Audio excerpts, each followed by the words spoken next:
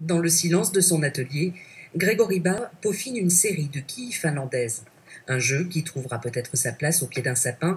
Cet artisan fabricant de jeux en bois veut y croire, même si cette année la crise sanitaire l'a privé des marchés et salons qui d'ordinaire lui permettent de se faire connaître et de vendre. Normalement, on est sur des salons d'artisans d'art qu'on enchaîne, on en fait 3 chaque année entre novembre et décembre. Là où on passe aujourd'hui, enfin sur les années normales, à peu près 70-80% de notre stock de petits jeux pour le particulier. Et donc forcément, cette année, la seule possibilité de vendre, c'est la vente en ligne. Malgré ses efforts, la réserve reste pleine.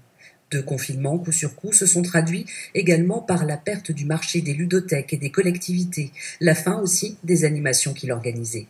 Cet ancien professionnel de l'immobilier qui a repris une entreprise créée en 1978 veut pourtant croire en des jours meilleurs. On va repartir avec une bonne dynamique sur 2021 en espérant, moi je touche du bois toute la journée, que ça se passe bien, parce que si on a une troisième vague au premier trimestre 2021, je ne pourrai pas tenir. Ça sera la fin d'une histoire qui dure maintenant depuis 40 ans, quoi.